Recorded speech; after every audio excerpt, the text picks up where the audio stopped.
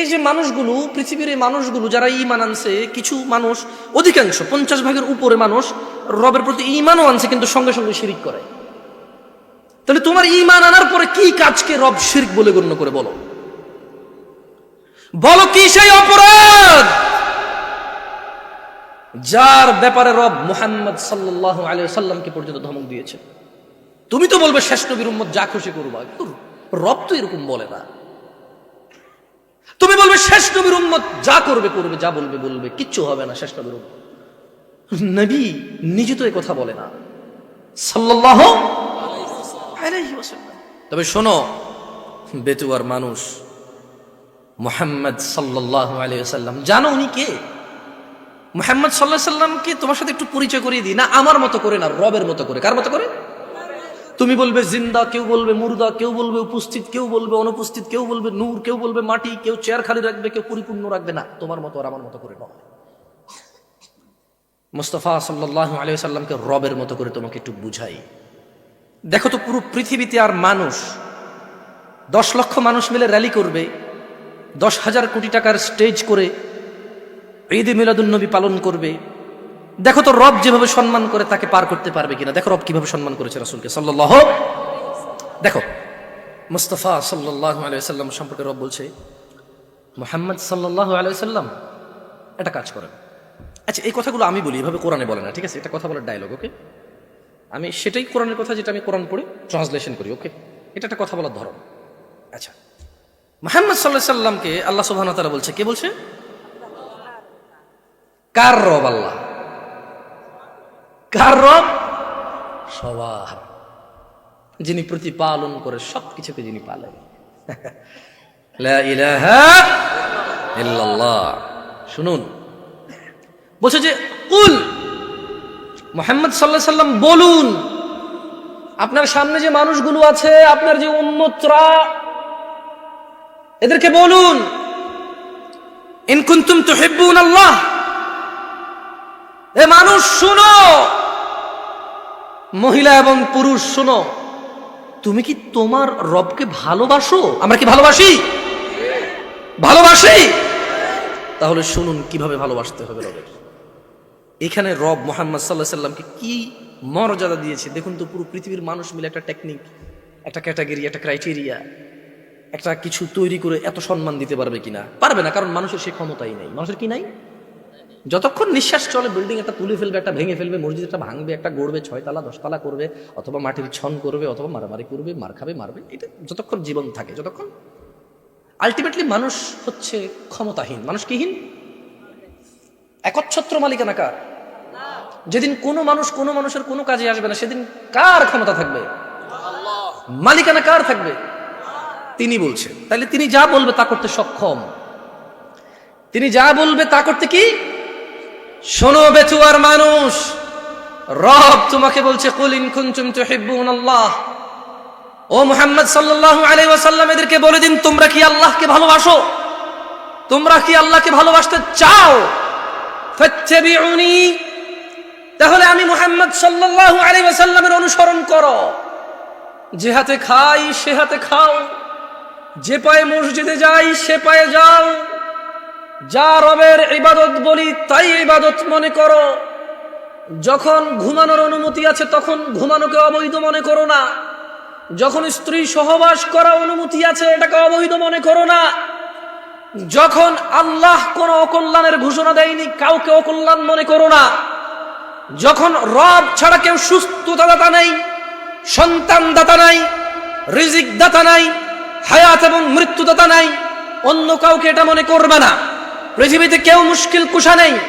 শোনো মানুষ, যদি রবের ভালোবাসা পেতে চাও, যদি রবকে ভালোবাসতে চাও, তবে শোনো, ফাত্তাবিউনি, তাহলে আমি মুহাম্মদ সাল্লাল্লাহু আলাইহি ওয়াসাল্লামের অনুসরণ করো। যেভাবে নামাজ পড়েছি সেভাবে পড়ো, যেভাবে হজ করেছি সেভাবে করো। না, মানুষ দিয়ে মানুষকে যাচাই আর করা যাবে না। এই পৃথিবীতে কোরআন ও হাদিস কোনো বিলুপ্ত প্রাণী নয় যা চিড়িয়াখানায় পাওয়া যায়। এই পৃথিবীতে কোরআন ও হাদিস প্রত্যেক মসজিদে অথবা লাইব্রেরিতে পাওয়া যায়। সময় এসেছে মানুষ নিজে যতটুকু পারো ততটুকু পড়ো, যতটুকু পারো না ততটুকু শেখো। মানুষ আর ফাঁকি দিও না নিজেকে। মানুষ নিজের আখিরাতকে আর নষ্ট করো না। তুমি সুসংবাদ নাও, আল্লাহ তোমাকে ভালোবাসবে যদি তুমি মুহাম্মদ সাল্লাল্লাহু আলাইহি ওয়াসাল্লামের অনুসরণ করো। তিনি বলছেন ইউহিব্বুকুমুল্লাহ, আল্লাহ নিজে তোমাদেরকে ভালোবাসবে। একটা মেয়ের ভালোবাসা পেতে সুদ, ঘুষ, হুন্ডা, মোবাইল, চশমা, বাবা মায়ের অবাধ্য, কত কি।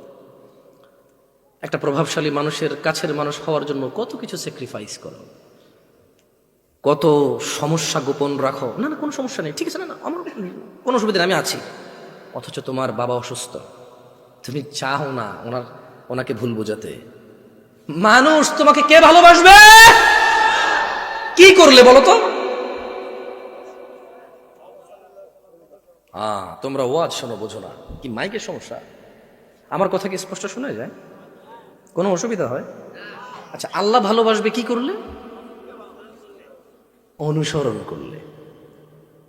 বলো তো তুমি 20টা সুন্নতের নাম বলা লাগবে না, কাজ বলো যেটা মানে এটা করা সুন্নাহ। যেমন ডান হাতে খাওয়া সুন্নাহ, ডান পায়ে মসজিদে প্রবেশ করা সুন্নাহ, বাম পায়ে টয়লেটে প্রবেশ করা সুন্নাহ, দাড়ি রাখা সুন্নাহ, টাকটার উপরে প্যান্ট কাপড় পরা সুন্নাহ এবং ওয়াজিব, অনেক বড় গুনাহ সুন্নাহ, ঠিক আছে। এভাবে ধরো তুমি বলতে পারো যে কাউকে দেখে মুচকি হাসা সুন্নাহ, রাসূল সাল্লাল্লাহু আলাইহি ওয়াসাল্লাম বলছে সাদাকা, সালাম দেওয়া সুন্নাহ। এভাবে তুমি কয়টা সুন্নতের ব্যাপার জানো, মানে রাসূলকে অনুসরণ, এগুলোই সুন্নাহ। তুমি যদি এটা করো আল্লাহ তোমাকে ভালোবাসবে। সুবহানাল্লাহ। বেতুয়ার মানুষ। যাই হোক, শোনো, নামাজ কলমা তো ছেড়ে দিয়েছো, এর কারণ এটা নয় যে তুমি বেনামাজি। তোমার নামাজ কলমা ছাড়ার কারণ ভিন্ন। তুমি মনে করো আর কি তোমার মন চায় না, তুমি পারো না, তাই তুমি নামাজ পড়ো না। আসলে তোমার তাওহীদে সমস্যা। কোথায় সমস্যা? মানে আল্লাহ কে? আল্লাহ, তিনি যে তোমার হিসাব নিতে সক্ষম এবং তিনি যে তোমার হিসেব নিবে, তুমি এটা পরিপূর্ণভাবে বিশ্বাস করো, তাহলে তো তুমি নামাজ পড়তে। তুমি মনে করো আর কি তুমি নামাজ পড়ছো না, তুমি গাফেল। এই জন্য তোমাকে বলেছি আল্লাহকে ভয় করতে হবে। ফর এক্সাম্পল, আল্লাহ নামাজ ফরজ করেছে। কে নামাজ ফরজ করেছে? আল্লাহ। মুয়াজ্জিন আযান দেয়, তুমি নামাজ পড়ো না।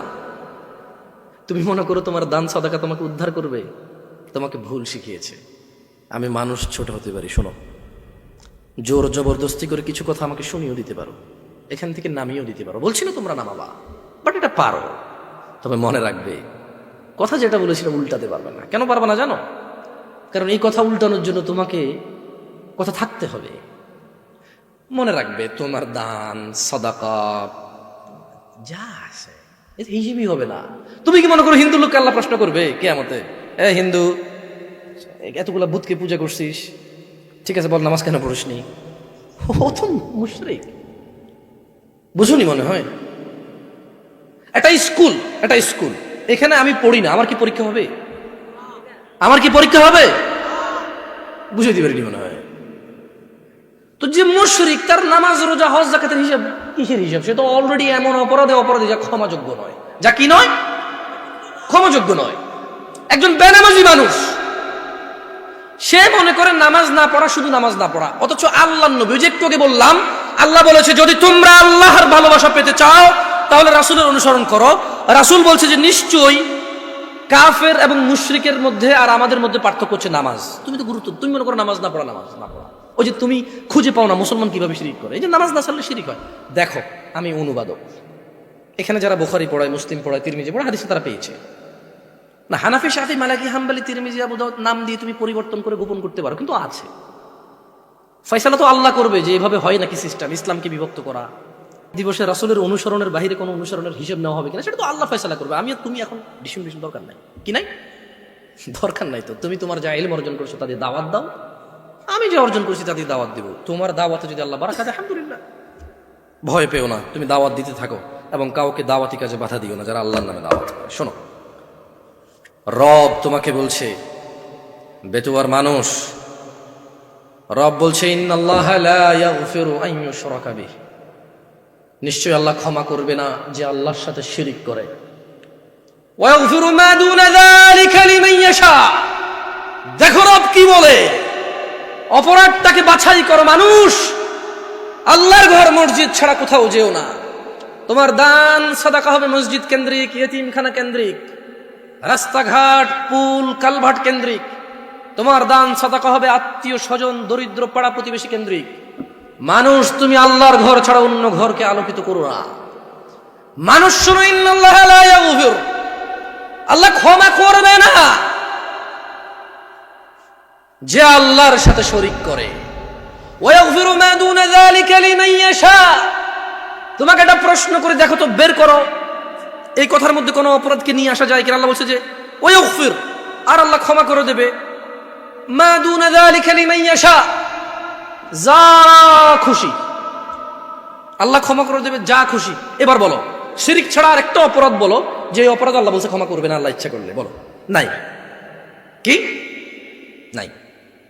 আল্লাহ বলছে ইয়াগফিরু মা দুনা যালিকা লিমান ইয়াশা, যা খুশি, যাকে খুশি। তবে আল্লাহর ইচ্ছা, আমি আর তুমি তো জানি না যে ক্ষমা করে দেবে, তাই ভয় পেতে হবে কাকে? মানুষ শুনো, সময় থাকতে রবের দিকে ফিরে আসো। ইয়া আইয়ুহাল্লাযীনা আমানু ইত্তাকিল্লাহা হাক্কা তুকাতিহ, হে তোমরা যারা ঈমান এনেছো আল্লাহকে ভয় করো যেভাবে ভয় করা উচিত, যেভাবে ভয় করা উচিত। শোনো, বিশ্বাস করো তোমার সালাত ছাড়া তুমি মুসলমান নও। তুমি মনে করো নতুন শুনেছো, এটা 1450 বছর আগের কথা, তুমি কখনো ভেবেই দেখোনি, খুঁজেই দেখোনি, খুঁজেই দেখোনি। এতে তো কথার দোষ নেই, যারা লিপিবদ্ধ করেছে তাদের দোষ নেই। তুমি দেখোনি, আমি দেখিনি, নিজ নিজ সম্পদার নিজের জীবনের মানে পৃথিবীর প্রাধান্যের কারণে আমরা দেখিনি। এতে তো লেখকের দোষ নাই, লিপিবদ্ধ করার দোষ নেই। মানুষ ইত্তাকিল্লাহা হাক্কা তুকাতিহ, ভয় করো আল্লাহকে যেভাবে ভয় করা উচিত। কিভাবে তোমার সাহস হয় মুয়াজ্জিন বলে হাইয়া আলাস সালাহ, নামাজের দিকে আসো। মুয়াজ্জিন কেন বলে? কারণ আল্লাহ বলেছে ইয়া আইয়ুহাল্লাযীনা আমানু আকিমিস সালাহ, হে তোমরা যারা ঈমান এনেছো নামাজ প্রতিষ্ঠিত করো। এবার মুয়াজ্জিন বলে হাইয়া আলাস সালাহ, কিভাবে তোমার বুকে এত সাহস হয়? ইত্তাকিল্লাহ ইয়া নাস, ইয়া মুসলিম, ইয়া মুমিন, ইত্তাকিল্লাহা হাক্কা তুকাতিহ, আল্লাহকে ভয় করো যেভাবে ভয় করা উচিত। তোমার হৃদয় কিভাবে এত সাহস পায়? রব তোমাকে সালাতে ডাকে, রব বলে যে সিজদা করো, তুমি এভাবে দাঁড়িয়ে থাকো সিগারেট হাতে নিয়ে, অথবা কোনো ক্যারামের বুটে, অথবা তোমার ড্রাইভিং সিটে, কোনো গেমসে, স্ত্রীর সাথে কথোপকথনে, টেলিভিশনের পর্দায়, অথবা কাজকর্মে, অথবা ড্রাইভিং এ। কিভাবে তুমি রবের সাথে তুমি এই অন্যায় করো? তোমার সাহস কিভাবে হয়? বলো, এটা কি আল্লাহর ভয়? এখানে যদি এখন মাননীয় প্রধানমন্ত্রী শেখ হাসিনা আসে আর বলে যে শোনো, এই এলাকার যত মানুষ এখানে এখন উপস্থিত হবে তারা সবাই বেশি না 2000 টাকা করে পাবে। মানুষ টাকার জন্য, কিছু মানুষ আসবে না কিন্তু দেখতে আসবে প্রধানমন্ত্রীকে। কি করবে? দেখতে আসবে, এবং এটাও দেখতে আসবে যে কত মানুষ এসেছে, এটাও দেখতে আসবে, সত্যায়ন করতে আসবে যে আসলে কি দেয় কিনা, এটাও দেখতে আসবে, মানে পেতেও আসবে। অথচ তোমার রব বলেছে, রব তোমাকে বলেছে যে সালাত তোমার সর্বপ্রথম হিসাব হবে। রব বলেছে ওয়াসজুদ ওয়াকতারিব, মানুষ তুমি সিজদায় আসো, আমার নিকটে হয়ে যাও। তুমি রবের কথা শোনো না। ইত্তাকিল্লাহা হাক্কা তুকাতিহ ইয়া নাস, বেতুয়ার পুরুষ এবং মহিলা, ধনী এবং গরিব, সুস্থ এবং অসুস্থ, আল্লাহকে ভয় করো যেভাবে ভয় করা উচিত। ওয়ালা তামুতুন্না ইল্লা ওয়া আনতুম মুসলিমুন, আর তোমরা মৃত্যুবরণ করো না মুসলিম হওয়া ছাড়া। বেতুয়ার মানুষ, তোমার রব তোমাকে সতর্ক করছে। তোমার রব যিনি তোমাকে সৃষ্টি করেছে তুচ্ছ পানি হতে, যিনি তোমাকে মায়ের পেটে দীর্ঘদিন একটা সময় অবকাশ দিয়ে একটা পানি থেকে রক্ত, মাংস, হাড্ডি, সুন্দরতম অবয়বে এই পৃথিবীতে প্রেরণ করেছে যিনি তোমাকে। বেতুয়ার মানুষ, সেই রব তোমাকে বলছে যে রবকে ভয় করো। বলো, এই পৃথিবীতে কি এমন কেউ আছে যে রবের বিরুদ্ধে আশ্রয় দিতে পারবে? আছে কেউ? যেহেতু রবের বিরুদ্ধে কেউ আশ্রয় দিতে পারে না, তাহলে যেখানে রবের কথা আসবে সেখানে অন্য কারো কথা চলবে না। রবের হুকুম অবাধ্য হওয়া যাবে না মানুষের হুকুমের উপরে। তোমার যদি নিষেধ করার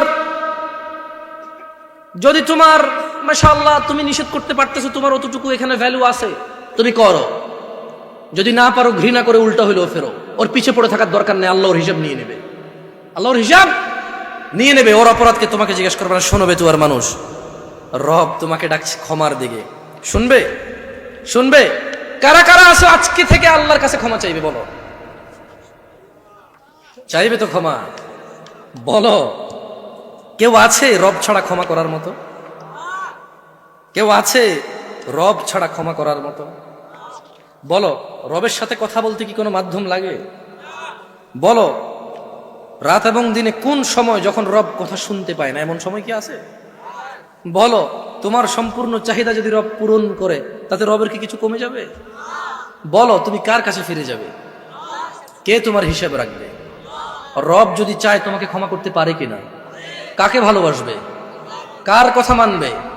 ফাত্তাকুল্লাহ মাস্তাতা'তুম ইয়া নাস, মানুষ আল্লাহকে ভয় করো যতটুকু তোমাকে আল্লাহ সাধ্য দিয়েছে, সাধ্যর ভিতরে থেকে।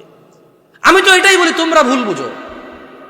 তোমরা মনে করো আমি সরকারের দালাল, তোমরা এরকম মনে করো যে আমি ওয়াহাবি, কি কি তোমরা বলো।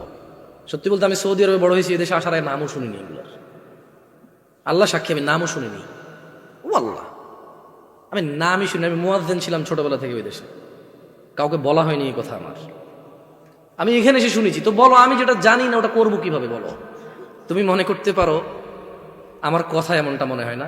আরে এখানে মদ হালাল করে দিয়েছে কেউ, তুমি বলো আমি কি করতে পারি? জায়গায় আমি কি করতে পারি? আমি আল্লাহর কাছে ইস্তেগফার করতে পারি এবং নিজেকে আল্লাহ হারাম করেছে আমি তো যাবো না, আমার ছেলে সন্তান যাবে না, দাওয়াত দেবো। আর আমি আল্লাহর কাছে দোয়া করবো, ইয়া আল্লাহ আমাদের জন্য ভালো কাউকে পাঠান যে আমাদের উপরে, আমাদের জন্য অ্যাটলিস্ট গুনাহটাকে কঠিন করবে। আমি তো পারবো না কিছু করতে।